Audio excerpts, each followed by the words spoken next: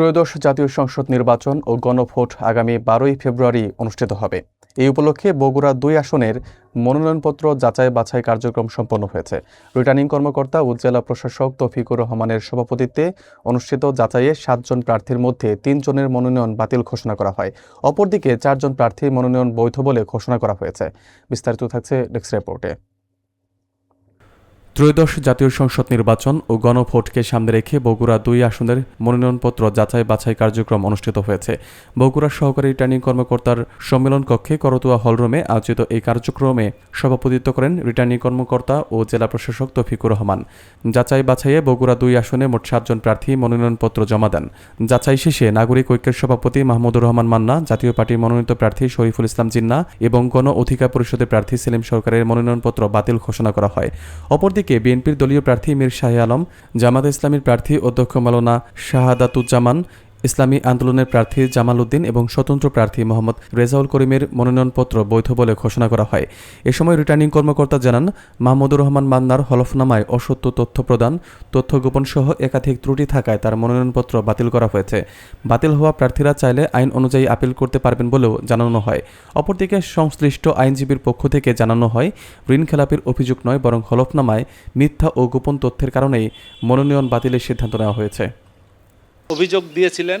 প্রথম অভিযোগটা উনি তথ্য গোপন করা অভিযোগ, উনার হলফনামায় উনি অসত্য এবং অনেকগুলি ফ্যাক্ট কনসিল করেছেন যেগুলি দেওয়া উচিত ছিল, এই কারণে উনার মনোনয়নপত্র বাতিল হয়েছে।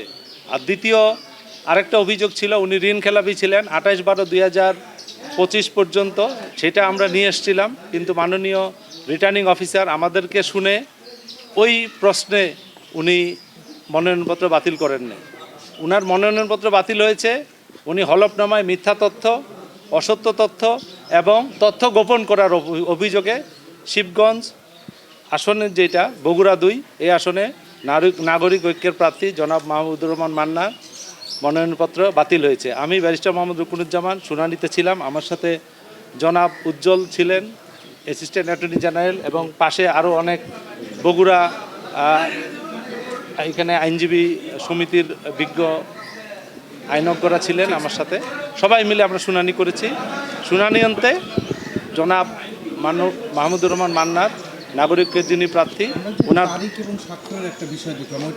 আরেকটা জিনিস, উনি এফিডেভিট এখানে দেখানো হয়েছে, এফিডেভিট করেছেন উনি হলফনামায় 29 তারিখ, অথচ এই অ্যাপ্লিকেশনটা নোটারাইজড করা হয়েছে 18/12/2025 তারিখে, কিন্তু এফিডেভিট হয়েছে 28/12, এফিডেভিট হয়েছে 29/12/2025 তারিখে, কিন্তু নোটারাইজড হয়েছে 28/12/2025 তারিখে। এখানে একটা তথ্যের গরমিল ছিল, এটাও রিটার্নিং অফিসার আমলে নিয়েছেন।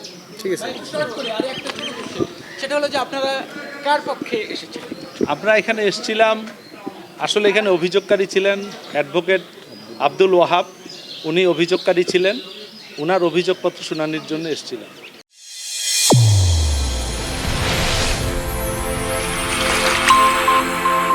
চ্যানেল A1 হৃদয়ের স্পন্দন।